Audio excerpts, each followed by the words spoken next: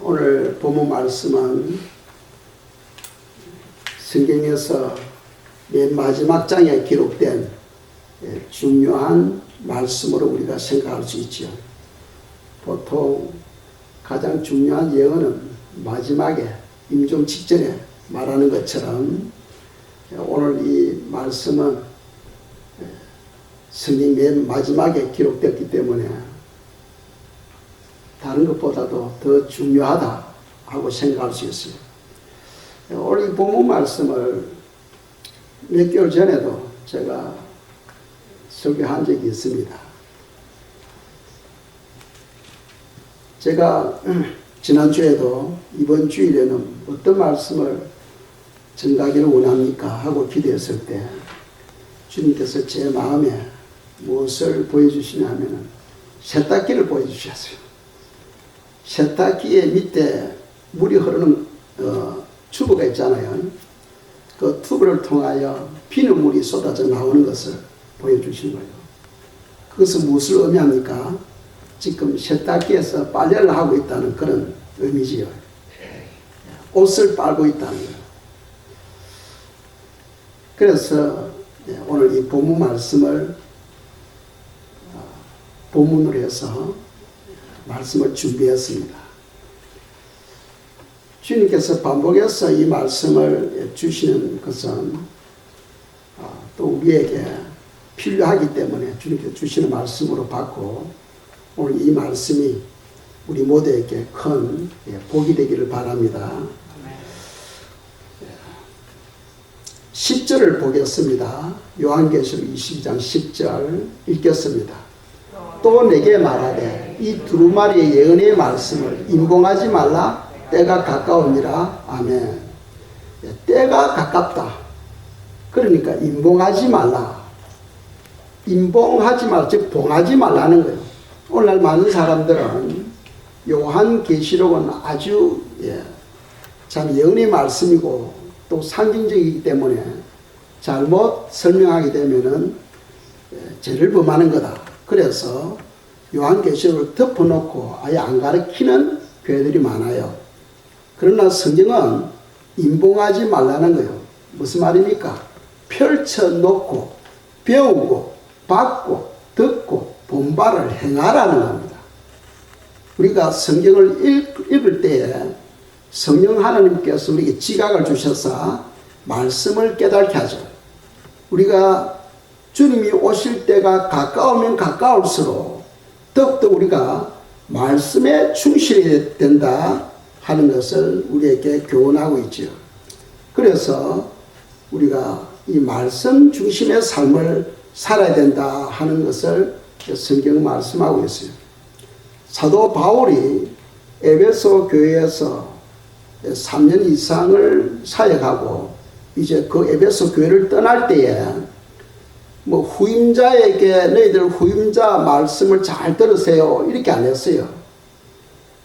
어떻게 말했냐면은 사도행전 20장 32절입니다.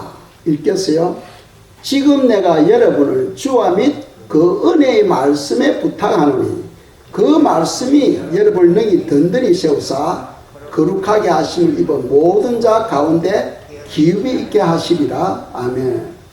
즉 예수 그리스도와 또 그분의 그 은혜의 말씀이 여러분들 든든하게 세우사 믿음의 사람으로 변화시켜 간다는 거죠. 사람에게 부탁한 것이 아니고 예수 그리스도와 그분이 말씀에 에베소 교회 성도들을 부탁한다고 장로들을 불러서 가르쳐 줬습니다. 그러니까 성도들은 무엇보다도 하나님의 말씀을 굳게 붙들고 신앙생활을 해야 된다는 거죠. 언제? 주님이 오실 때가 가까우면 가까울수록. 주님이 언제 오시느냐? 이 세상에 반역자들이 가득할 때 주님이 오신다고 다니엘서에서 말씀하죠. 요즘 보면은 그야말로 반역자들이 땅에 가득할 때입니다. 선을 악으로 또 악을 선으로 생각하는 사람들이 이 땅에 가득한 그런 세상에 우리가 살아가고 있습니다. 그래서 성경은 임봉하지 말라. 주님이 오실 때가 가까울수록 더욱더 하나님의 말씀에 우리가 충실해야 된다 하는 것을 우리에게 말씀하고 있고, 또 때가 가까우니라 말씀하죠. 임봉하지 말라. 때가 가까우니라. 무슨 때를 말합니까? 주님이 오실 때가 임박했다는. 우리 세대는 죽고 난 뒤에 주님을 보는 것이 아니고, 우리 세대는 살아서 주님을 맞이하는 세대입니다. 그걸 아셔야 돼요. 그런 믿음을 가지셔야 됩니다. 우리 세대는 살아서 주님을 맞이하는 세대예요. 하나님께서 첫사람 아담을 창조하시고 아브라함까지 2000년이라는 세월이 지났어요. 또 아브라함부터 예수님까지 2000년이라는 세월이 지났습니다. 그래서 구약이 4000년이죠. 또 신약은 예수님으로부터 지금까지 2000년 플러스 또 알파년을 또 지나가고 있죠. 그러니까 우리가 한 주간은 7일인데 6일 동안이 있고 마지막 하루는 주일입니다.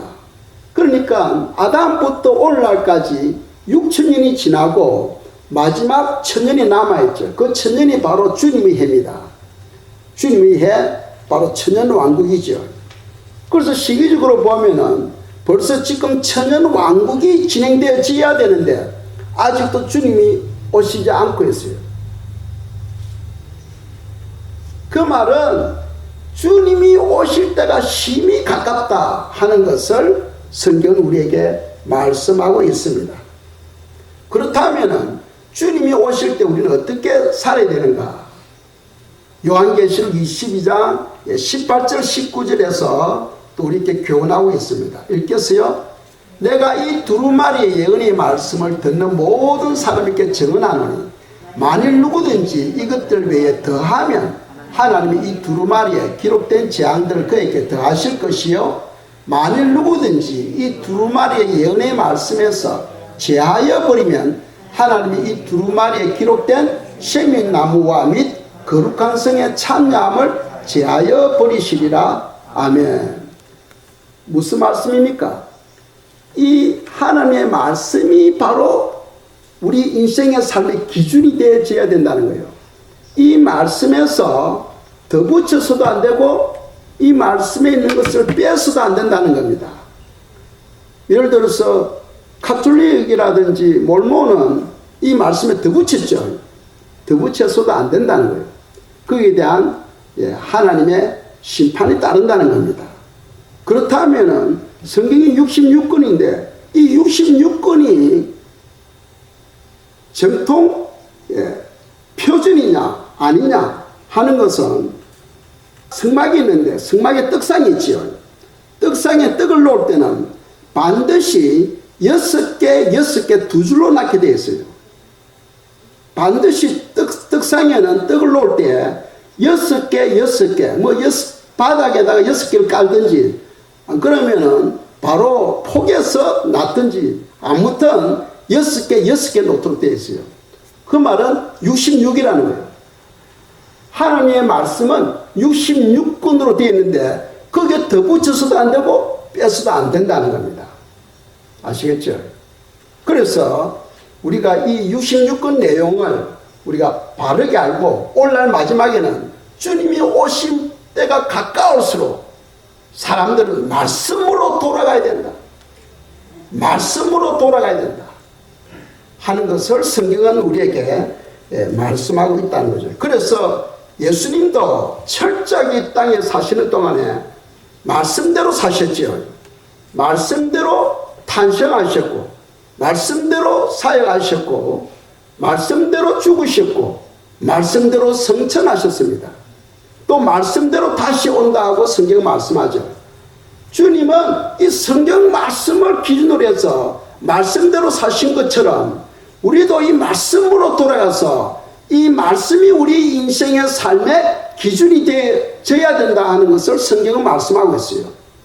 왜? 주님이 오실 때가 심히 가깝기 때문이다 하는 겁니다.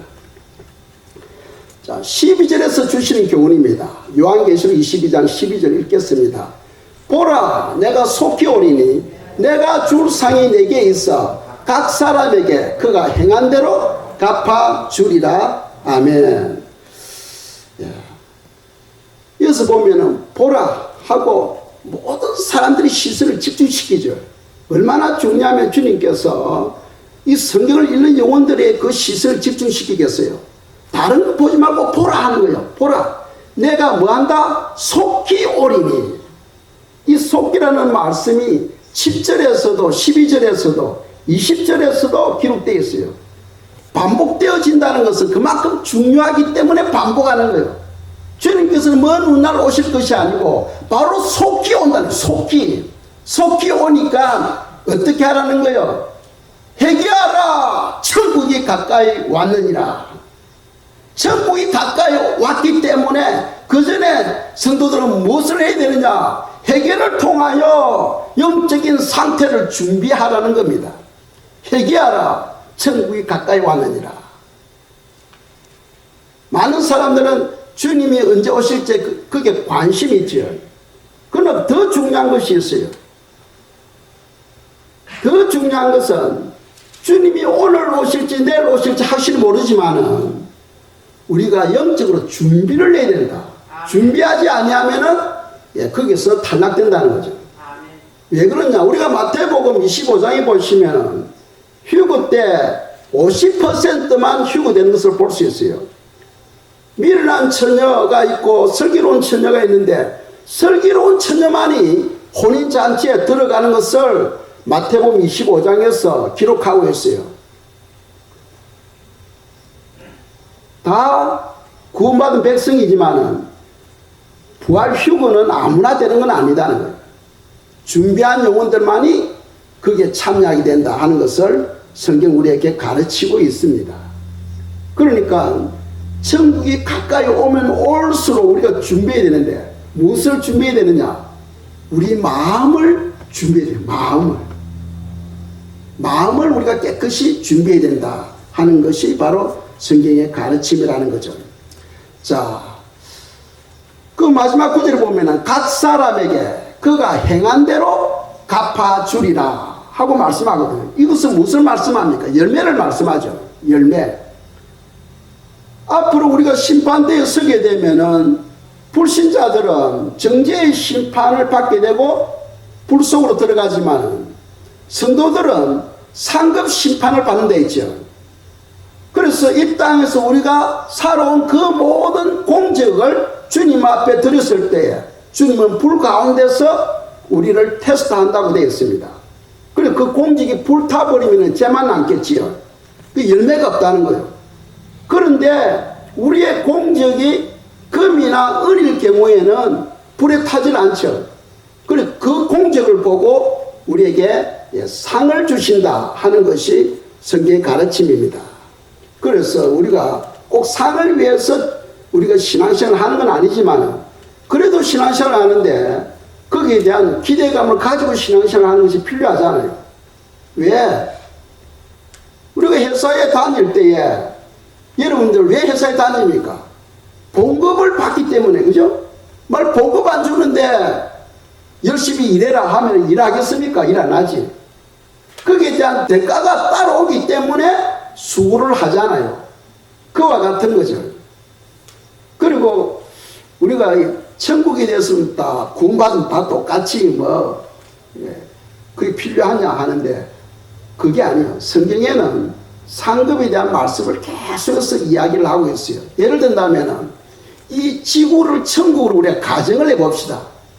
지구를 천국으로 가정을 해본다면 이 지구에 사는 사람들 중에서 집도 없이 홈레스 피플 있잖아요. 그냥 봄, 여름, 가을, 겨울 할 것 없이 땅에서 그냥 잠자는 사람들이 많아. 그러면 그런 사람들은 천국에 산다고 해서 행복합니까? 안 그렇잖아요. 또 어떤 사람은 집 한 채 있어.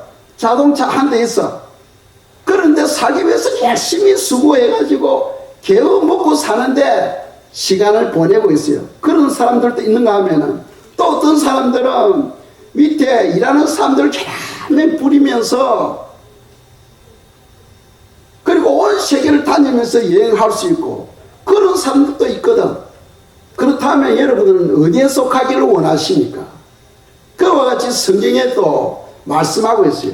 성경에는 계급이 있는 것이 아니고, 천국에는 계급이 있는 것이 아니고 영광이 다르다고 말씀하고 있죠. 영광이 다르다. 그런 것을 이제 성경에서는 여러 가지로 표현하고 있는데, 면류관을 또 이야기도 하고 있죠. 면류관. 면류관은 성경에는 뭐 5종의 면류관을 설명하고 있어요. 첫째로는 썩지 아니한 면류관도 있고, 또 기쁨의 면류관도 있고, 영광의 면류관도 있고, 의의 면류관도 있고, 생명의 면류관도 있어요. 이제 그 면류관에 따라서 각 면류관마다 12등급으로 나눈다는 거예요. 상급이 다 다르다는 거예요.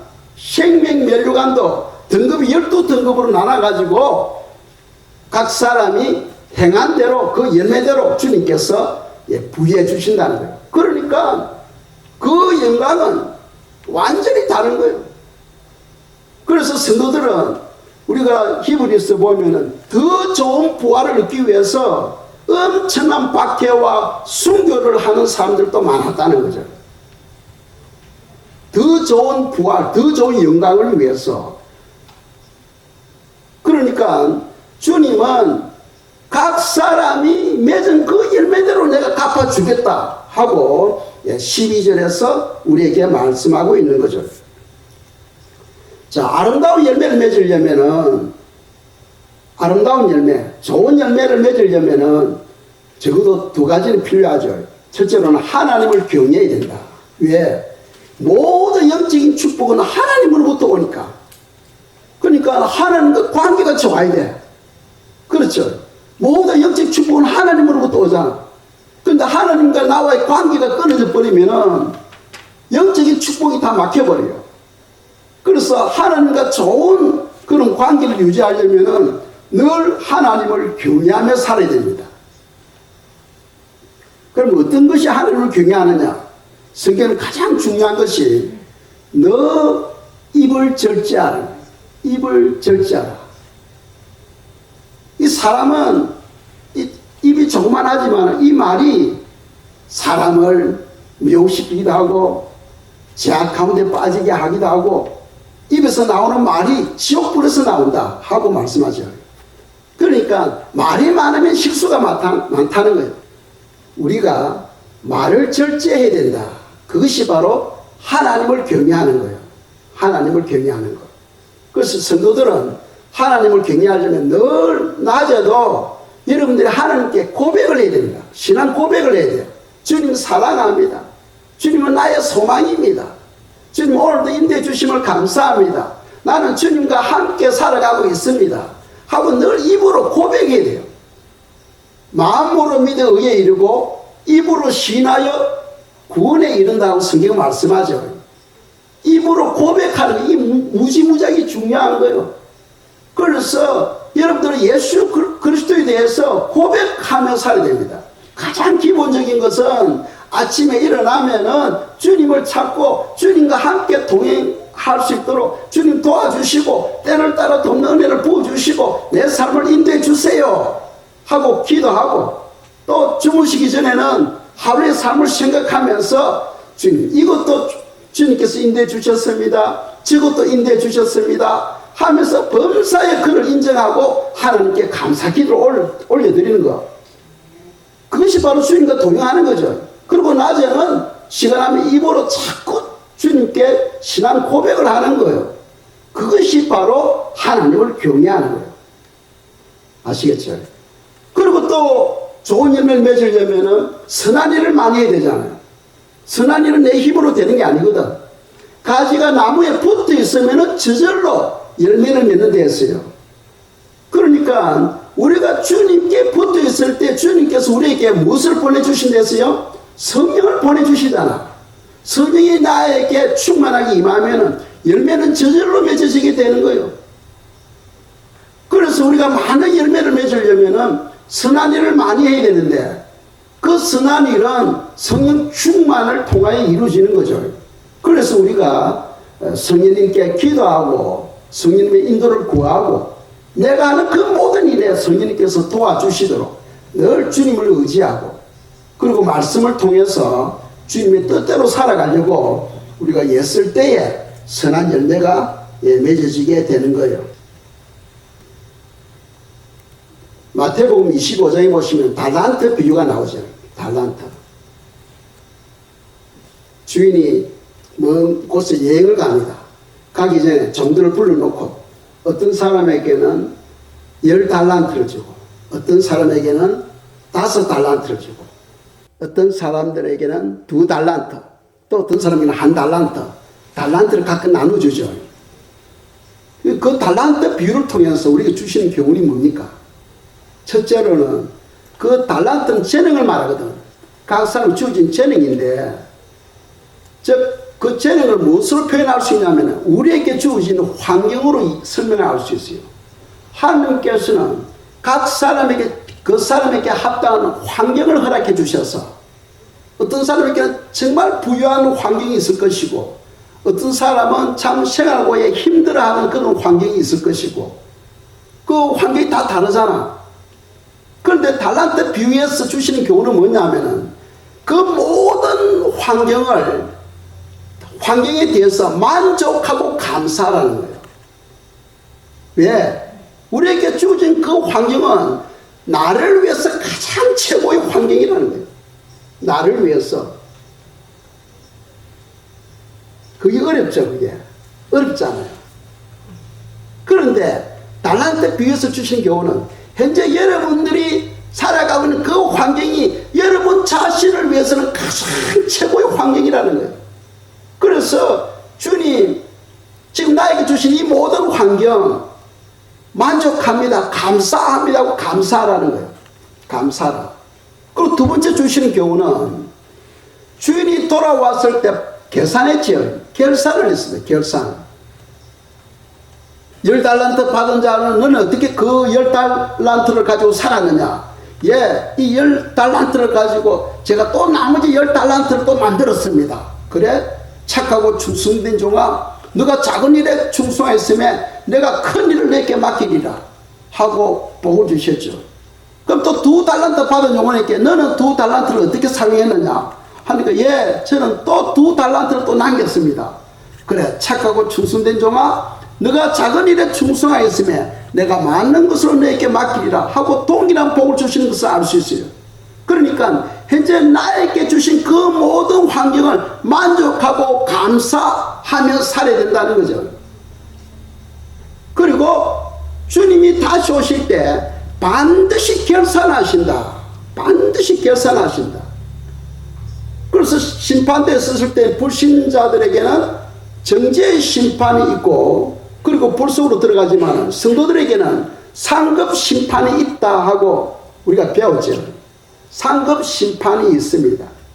그 상급 심판을 통해서 하나님께서 우리에게 거기에 합당한 상을 우리에게 주신다. 즉 부활의 영광 또 면류관 이런 것으로서 주님께서 우리에게 상을 주신다 하는 것을 성경은 말씀하고 있어요. 그리고 더 좋은 열매를 맺으려면은 나에게 주신 이 모든 환경을 통하여 내가 최선을 다해야 된다. 나에게 주신 이 모든 것을 주님의 기쁨과 주님의 영광을 위해서 최선을 다해야 된다 하는 것이 바로 달란트 비유를 통하여 우리에게 주시는 교훈입니다. 아시겠죠? 그래서 우리가 그런 아름다운 열매를 맺으려면 첫째로는 하나님을 경외해야 되고 즉 하나님과 관계가 올바르게 되어져야 된다는 거예요. 두 번째로는 성령의 은혜에 의해서 우리가 많은 열매를 선한 일을 우리가 해야 된다 하는 것이 바로 성경의 가르침입니다.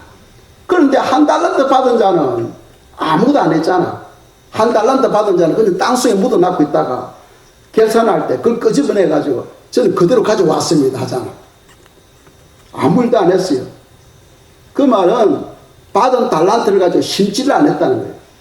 심어야 주스 때 결실을 할 수 있는데 이 1달란트 받은 자는 아무것도 안 하고 그냥 그 1달란트만 가지고 있다 그대로 내놔요. 그래서 주인으로부터 음하게 책망을 받죠. 예. 그 1달란트도 빼앗아버리고 어두운 곳에 던져버리라 하고 이야기를 합니다. 바깥 어두운 데 던져버리라는 거예요.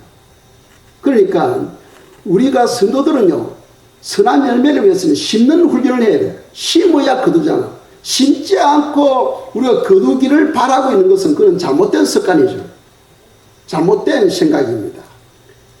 그래서 많이 거두기를 원한다면 많이 심어야 되겠죠. 그래서 무엇을 심어야 되느냐? 첫째로는 우리가 하나님께 예배를 심어야 됩니다. 예배를 심어야 돼요. 그래서 기도로 심어야 되고 찬양으로 심어야 되고, 그렇죠. 그리고 또 봉사로 심어야 되고 사랑으로 심어야 되고, 심을 것이 많잖아. 반드시 심으면은 거두게 된다 하는 것이 바로 성경의 가르침이에요. 세 번째 교훈을 받겠습니다. 요한계시록 22장 14절입니다. 읽겠습니다. 자기 두루마기를 빠는 자들은 복이 있으니 이는 그들이 생명나무에 나가며 문들을 통하여 성에 들어갈 권세를 받으려 함이로다. 아멘. 자기 두루마기를 빠는 자들은 복이 있다. 두루마기를 빤다. 그래서 제가 이 본문 말씀을 설교로 정하기 전에 주님께서 이 말씀을 전가하도록 마음에 그 셋닦기를 보여주신 거예요. 그리고 그 셋닦기 그 물호수를 통해서 비는 물이 콸콸 쏟아져 나오는 것을 이제 보여주시는 거예요. 그러니까 지금 세탁기에서 세탁을 하고 있다는 거예요. 옷을 빨아야 된다. 두루마기를 빨아야 된다는 거예요. 주님이 가까이 오시면 오실수록. 그래서 세례 요한이 외쳤잖아. 회개하라, 천국이 가까이 왔느니라. 회개하라, 천국이 가까이 왔느니라. 주님이 오시면 오실 때가 임박할수록 성도들은 회개해야 된다는 거예요. 그런데 주님께서 이 말씀을 지적하는 이유는 오늘날 많은 사람들이 회개에 대해서 그냥 너무나 가볍게 생각하고 있다는 거예요. 너무나 회개하지 아니한다는 것은 우리 마음에 뭐가 있다는 겁니까? 죄를 쌓고 있다는 거예요. 죄를 가지고 있다는 거예요. 죄가 가지고 있으면은, 죄가 우리 마음에 있으면 어떤 현상이 옵니까? 죄는 하나님과 우리 관계를 멀어지게 하잖아. 그러니까 영의 눈이 어두워지는 거예요. 분별력이 흐려지는 겁니다. 선과 악을 구분하지를 못해요. 죄가 우리 마음속에 있으면은 하나님과의 관계가 멀어집니다. 그리고 부활 휴거 때 참여하지를 못해요. 우리 마음에 죄가 쌓여져 있으면은 부활 휴거 때 참여하지를 못합니다. 그래서 천국이 가까이 오니까 빨리 말하는 거예요. 너 옷을 빨아라는 거예요. 옷을 빨아라. 회개하라. 왜 옷을 빨으랍니까? 우리가 신약에서는 하나님의 영이 우리 안에 와 계시잖아요. 믿습니까? 성령 여러분 안에 계셔. 그럼 여러분들이 죄를 범할 때마다 그 죄가 몸 안에 임하는 것이 아니라 몸 밖에 여러분들이 세마포가 들어오시는 거예요. 아시겠죠? 그 고린도전서 6장에서 말씀하고 있잖아. 성경이 있는 말을 저는 합니다. 그래서 우리 세마포가 들어오시기 때문에 이 세마포를 예수님의 보혈로 빨아야 되는 거죠.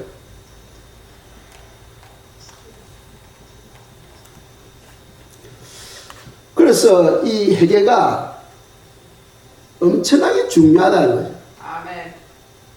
회개하지 아니하면은 부활 휴거에서 일단 제외되게 됩니다.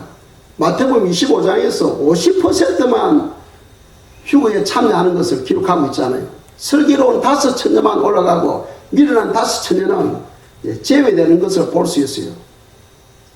예수님만 믿으면 다 부활 휴거된다. 그거 거짓말입니다.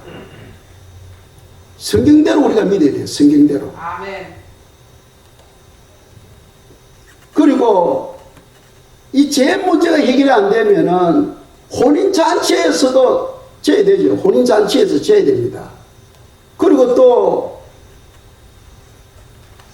내 속에 있는 죄 문제가 해결이 안 되면은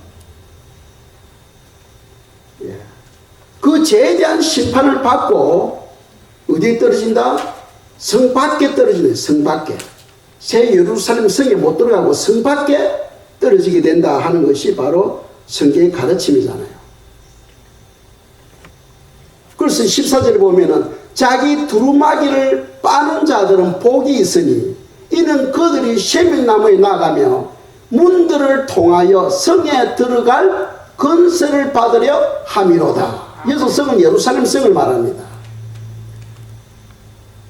그래서 이 말씀을 바꾸어 말하면은 두루마기를 빨지 아니하면은 성에 들어갈 건설을 얻지 못한다는 거예요. 그 성 밖에 머무게 된다 하는 것이 바로 성경 가르침입니다. 그만큼 중요한 거죠. 오늘날 이 회개 부분이 쉽게 우리가 죄를 범하는 것, 그것은 이 죄에 대한 경각심이 없기 때문에.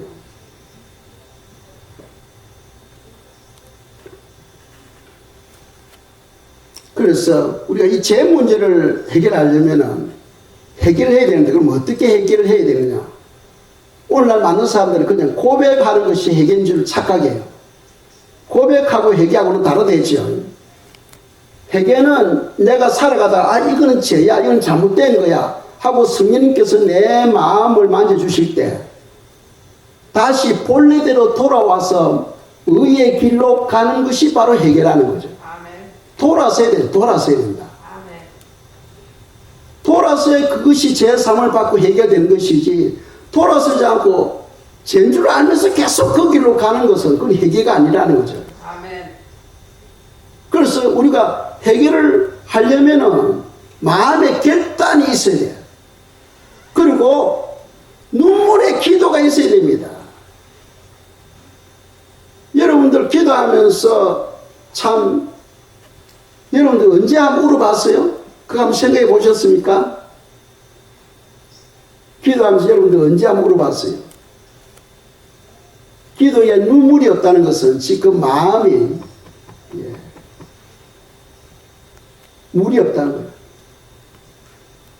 마음을 밭으로 이야기하잖아.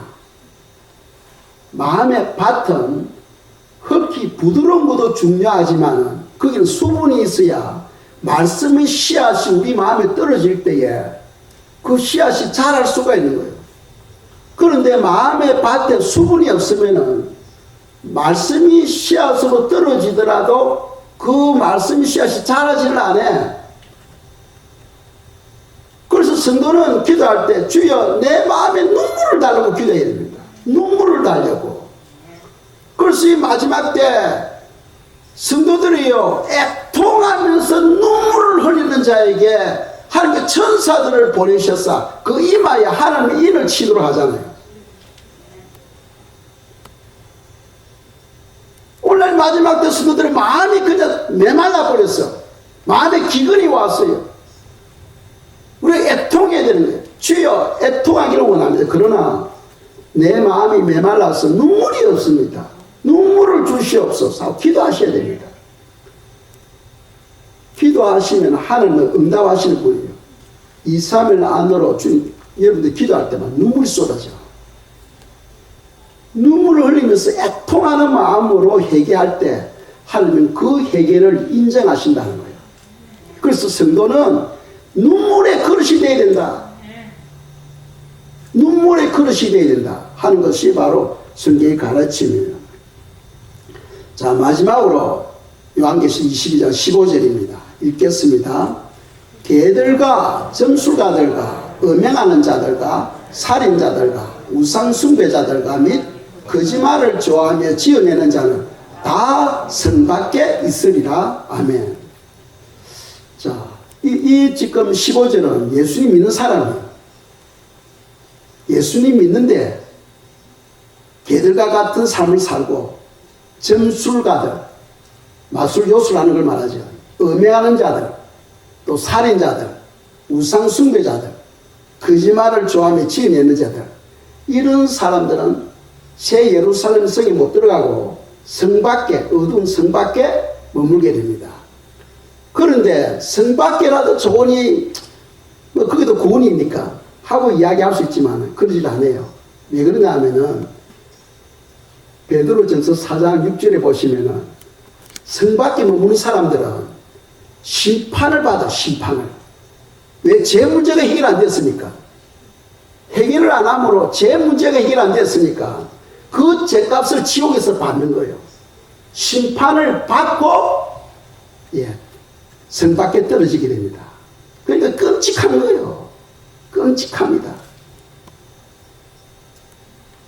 뭐 지옥에 대한 간증하는 사람 보세요. 입으로 거짓말 하는 사람들은 뭐 혓바닥을 빼가지고 칼 가지고 혓바닥을 쫓는다 돼 있잖아요. 죽은 영혼은 아무리 불에 태워도 죽지는 않거든. 고통만 있지. 예를 들어서 불 속에 떨어져가지고 온몸이 막 지글지글 탑니다. 타가지고 온몸이 다 타버리면 다시 또 재생이 되는 거예요.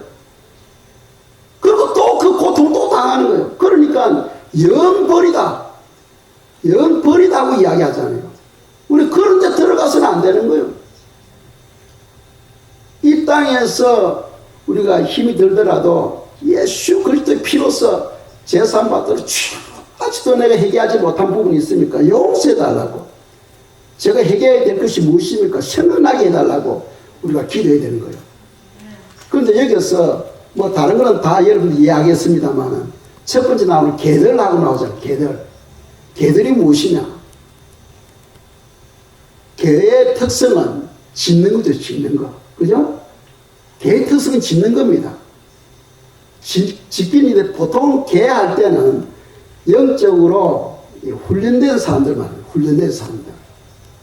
영적으로 훈련된 사람들. 목사라든지 장로라든지 권사라든지 이런 훈련된 영적으로 훈련된 사람들 말이에요.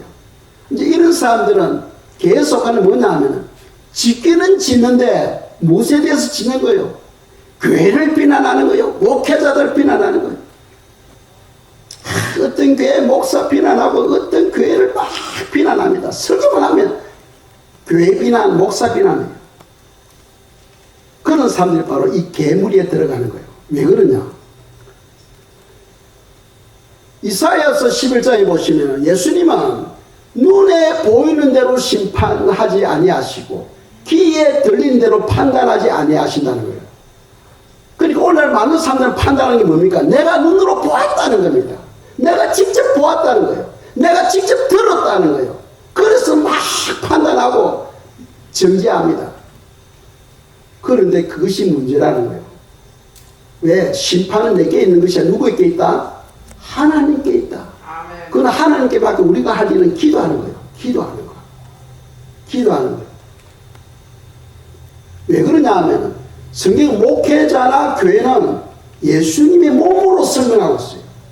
그러니까 우리가 비난할 때 예수님의 몸에다가 채찍질 하는 거와 똑같은 거예요. 예수님 몸에다가 채찍질 하는 거예요.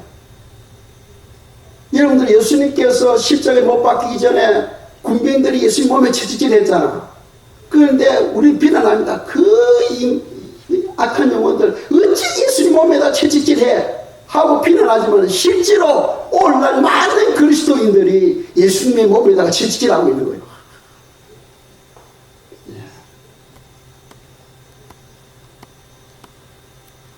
우리가 그런 죄를 범해서는 안 된다는 거죠. 심판은 하늘께 맡기고 우리는 기대해야 됩니다. 왜? 이 예수님의 몸이니까. 예를 든다면은 모세가 이스라엘 대지도자입니다. 그렇죠? 대지도자였어요. 그래서 아내가 죽고 난 다음에 구스 여인과 결혼해버려. 구스 여인은 이방 여인이거든. 이스라엘의 대지도자가 이방 여인과 결혼하는 거예요. 그거는 율법으로도 금하게 되어 있는데 이 모세가 이방 여인과 결혼합니다. 그래서 그 누나 미리암이 화가 나가지고 이 아론하고 오가지고 모세 보고 막 이야기합니다. 너가 감히 어찌 그럴 수가 있냐는 거예요. 하나님의 종이 너만 하나님의 말씀을 받느냐? 우리도 하나님의 말씀을 받는다는 거예요. 그런데 너가 어떻게 그런 짓을 할 수 있느냐 하고 모세를 막 책망합니다. 그때 하나님이 갑자기 나타나셔가지고 그들 심판합니다. 그럼 미리암이 어떻게 됩니까? 미리암이 문둥병에 걸려요. 심판 하나님께 맡겨버려야 돼. 하나님께 맡기고 우리가 할 일은 기도하는 거예요. 기도하는 거예요. 그러니까 오늘날에는 막 판단하고 막 정지하고 비난하고 하잖아요. 그 비난 때문에 교회 문이 닫혀지는 거예요. 복음의 문이 닫혀지는 거예요.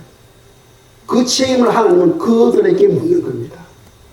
우리는 비난할 때 비난해서는 안 돼. 잘못한 부분이 보일 때는 우리 기도해야 돼요. 기도하셔야 됩니다. 사실 우리가 볼 때 미리암은 얼마든지 모세의 누나로서 잘못한 부분을 지적할 수 있어요. 그렇죠? 지적할 수 있지만 하나님 그 용납하지 않습니다. 왜? 모세를 비난하는 바로 나를 비난하는 거다. 이스라엘 백성들이 아론과 모세를 비난하니까 하나님께서 어떻게 합니까? 그냥 불뱀을 보내가지고 엄청난 사람들, 전염병을 보내가지고 엄청난 사람들을 죽게 하잖아요. 오늘날도 똑같아. 그 하나님의 말씀이 거울이 되어서 우리 자신을 살펴야 되는 거죠. 또 우리가 조심해야 될 것은 성령의 해방제입니다. 성령의 해방제. 우리가 다 성령을 받았잖아. 여러분들 안에 성령님이 계시죠? 그래서 구원받은 사람에게 묻습니다. 예수님이 어디 계십니까? 하면 예, 제 안에 계십니다. 하잖아요. 사실은 예수님 그분 자신이 내 안에 계시는 것이 아니고 성령님이 우리 안에 계시죠. 그렇죠. 요한복음 14장 26절에서 그렇게 말씀하고 있잖아. 보혜사 곧 아버지께서 내 이름으로 보내실 성령이 하고 되어 있어요. 그래서 성령님이 예수님 이름으로 우리에게 와 계시는 거예요. 그래서 예수님이 내 안에 계신다고 이야기하는 거예요. 자, 우리가 다 성령을 받았어. 그런데 성도가 다른 성도들을 비난하게 되면 어떻게 됩니까? 그래서 성령을 비판하는 거예요. 그리고 특별히 성도들이 조심해야 될 것은 은사를 비난하는 것. 방언을 비난하고 예언을 비난하고 축사를 비난하고 병고침을 비난하는 그런 사람들이 많잖아. 예수님 당시에도 예수님이 귀신을 쫓아내고 병을 고치고 하니까 바리새인들이 뭐라고 말합니까? 귀신의 왕 바알세불을 힘있지 않고는 그런 일을 할 수 없다고 이야기하지 않습니까? 그러니까 예수님이 그런 성의 해방제다 하고 이야기하잖아요. 성령을 비난하는 것은 그건 이 땅에서나 오는 세상에서도 구원을 받지 못한다고 되어 있잖아요. 그래서 우리가 입으로 은사를 비난하는 것, 또 교회를 비난하는 것, 이거 엄청나게 조심해야 됩니다. 엄청나게 조심해야 됩니다. 이런 여러분들 신앙생활에 그런 부분이 있으면 철저하게 해결해야 됩니다. 철저하게 해결해야 돼요. 이 계들이라는 것은 짓기는 짓는데 바로 짓지 않고 잘못 짓는 거예요. 목사를 막 비난하고 교회를 비난하는 거예요. 그 두 번째 또 개들은 짓어야 되는데 또 안 짓고 벙어리 개가, 벙어리 개가 되면 어떻게 됩니까? 짓어야 될 것에 안 짓고 입을 꼭 다물고 있는 거예요. 그래서 목회자가 지옥 설교, 주님 오신다는 재림 설교, 휴거 설교, 심판에 관한 설교 이런 걸 안 하는 거예요. 왜? 그런 걸 설교하면 성도들이 마음이 무거워진다는 거예요. 그래서 축복 설교, 또 믿음에 관한 거 다른 거는 다 하는데 요한계시록에 대한 심판의 설교 안 하고 주님이 다시 오심에 대한 설교 안 하고 휴거 부활에 대한 설교 안 하고 주님이 곧 오신다 이런 설교 안 하는 거예요. 왜? 성도들이 마음이 부담이 되니까. 짓어야 될 것을 안 짓고 입을 봉하고 있는 그런 것을 벙어리개라고 성경 말씀하고 있는 거예요. 그런 용어들이 개인무리에 들어가는 거죠. 또 똑같은 짓을 반복하는 거, 그런 건 다른 음행하는 거, 살인, 우상 숭배, 거짓말 여기에 다 포함되지니까 제가 그건 설명하지 않겠어요.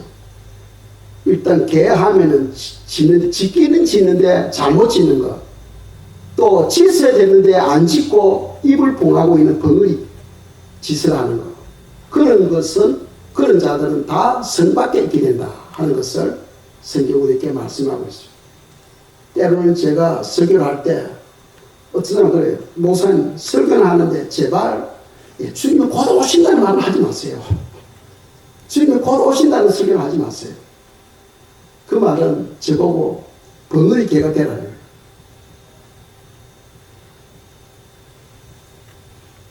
그래서 제가 말씀을 준비할 때 성경을 저도 많이 읽었으니까 성경을 읽으면서 이번 주일에는 이 말씀을 설교하면 좋겠다 하는 그런 부분들이 떠올라요. 그건 마구 내 생각이지, 그렇죠? 그런데 또 주님이 또 원하는 부분이잖아. 주님은 우리 성도님들 한 사람 한 사람 마음을 다 보고 계시잖아요. 그래서 제가 지난주에도 기도하는 거예요. 주님, 이번 주에는 제가 무엇을 전해야 됩니까? 하니까 이제 세탁기를 보이는 거예요. 세탁기 그 물이 흐르는 그 파이프를 통해가지고 비눗물이 쏟아져 나오는 것을 보여줘요. 옷을 빨아라. 옷을 빨아라. 그래서 제가 이 설교는 사실은 한 3, 4개월 전에 제가 설교를 한번 했을 거예요. 했지만은 그 문제가 해결이 안 되면 주님은 어떻게 합니까? 다시 반복시키는 거예요. 그래서 여러분들 기만 떨궈주는 그런 생각을 내려놓으시고, 지난번에도 한번 들었어. 예전에도 한번 들었어. 그 기만 만져주는 그런 생각을 내려놓으시고 마음으로 받으시길 축복합니다. 마음으로 받으시고, 하나님께서 왜 이것을 계속 강조하고 있느냐? 회개하라, 천국이 가까웠다 하고 지금 주님께서 말씀하고 있는 거예요.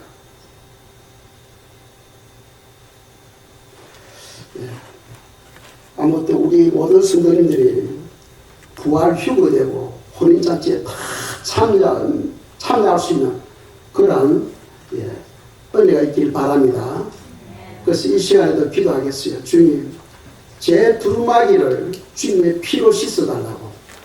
옷은 그냥 물로 비눗물로 씻으면 되지만 우리의 제 문제는 예수의 피밖에 없습니다.